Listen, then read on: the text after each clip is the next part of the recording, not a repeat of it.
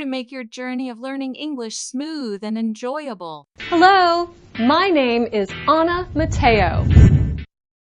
And my name is Andrew Smith. And I'm Jill Robbins. You're listening to the Learning English podcast. Welcome to the part of the show where we help you do more with our series, Let's Learn English. This series shows Anna Mateo in her work and life in Washington, D.C.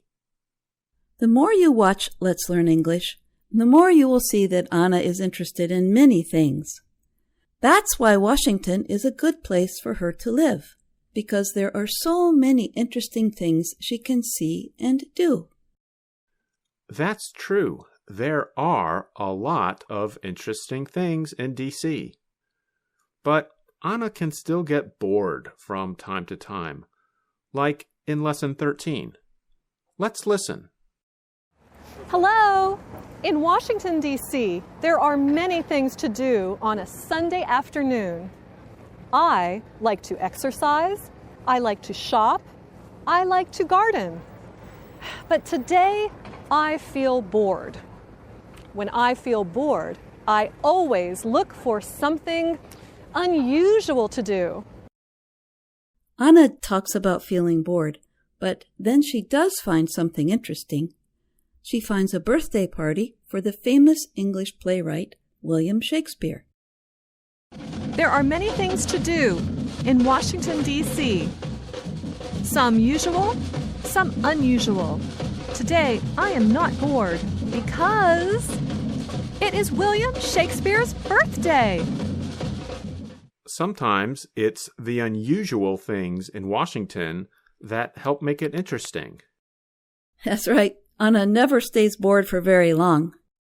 And, of course, if something is interesting, it's not going to be boring. And what's boring to one person might be interesting to another person. That's true. And I hope none of our listeners think our podcast is boring. How could that even be possible? But let's do this to keep our listeners interested. Today, Andrew and I are going to say a few sentences that are grammatically correct in English, but native speakers almost never say them. However, we have heard people learning English make a mistake by trying to say them. And we want you to try to answer this question. Why don't native speakers say these things, even though there's nothing technically wrong with the grammar? See if you can spot the problem. Here are our examples. Example 1. I love watching Lionel Messi play soccer. When I watch his matches, I feel so exciting. Example 2. I am really boring in the afternoon when I am waiting for the bus. So what was the problem with those sentences?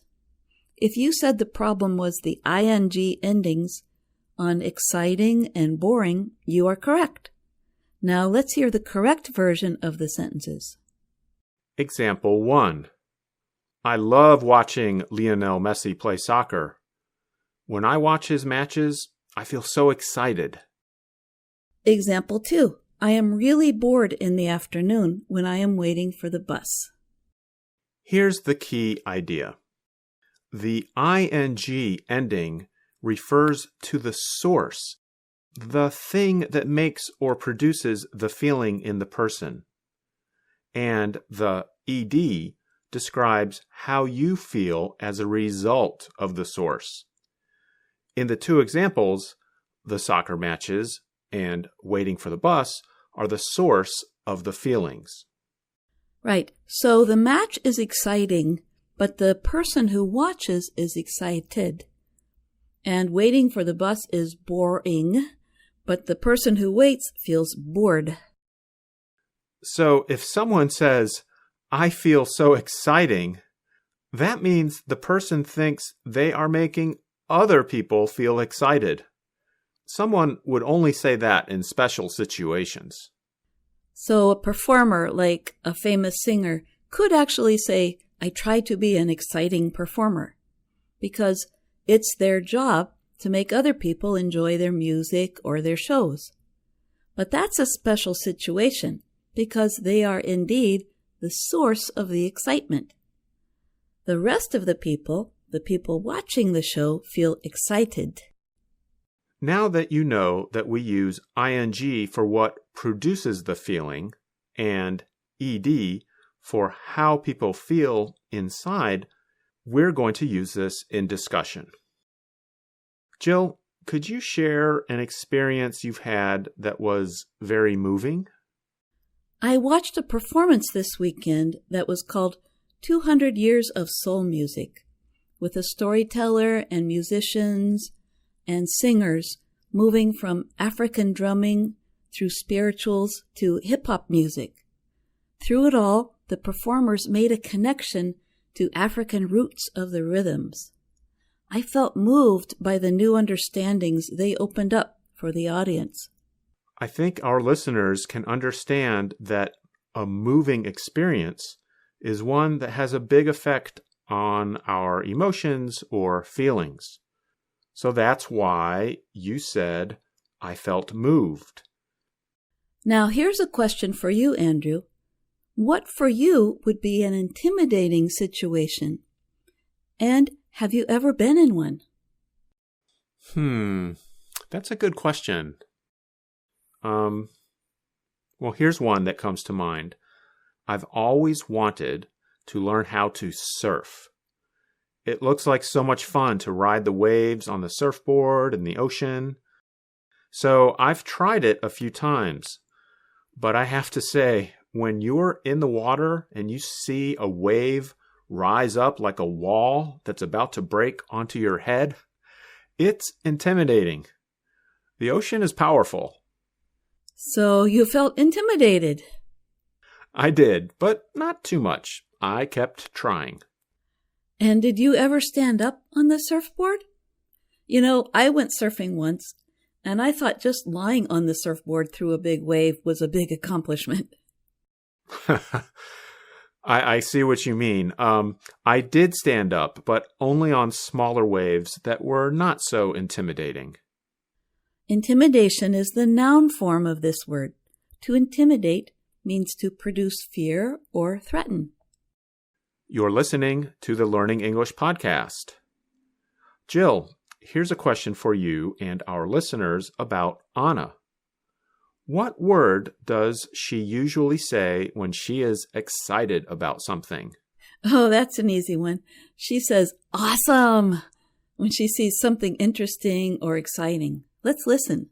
What is going on here? It's a big birthday party for the writer William Shakespeare. This is a party for William Shakespeare? Yes! Awesome! Awesome! It would be interesting to count the number of times she says that in the series. Well, maybe I'll let you try that. But before we end today's podcast, let's read a little chant about the words bored and boring. Are you ready? Ready? Who's bored? I'm bored. You're bored. He's bored. She's bored. They're bored. In fact, we're all bored. Guess who's boring? I'm not boring. You're not boring. She's not boring. They're not boring. And we're not boring. I guess that means that nobody's boring. But I'm bored. You're boring? No, I said I'm bored. Well, then let's learn with VOA. They're not boring. All right. Jill, that was a fun chant you made. I'll bet it kept our listeners interested. I hope so. We don't want to be boring. No, we don't. But you know what? A little boredom is okay. Sometimes we just need to rest and do nothing. My cat is very good at that. Yes, cats are the champions when it comes to relaxation. So, whether you found our podcast interesting, boring, relaxing, or even confusing, thanks for listening to the Learning English podcast. I'm Andrew Smith. And I'm Jill Robbins.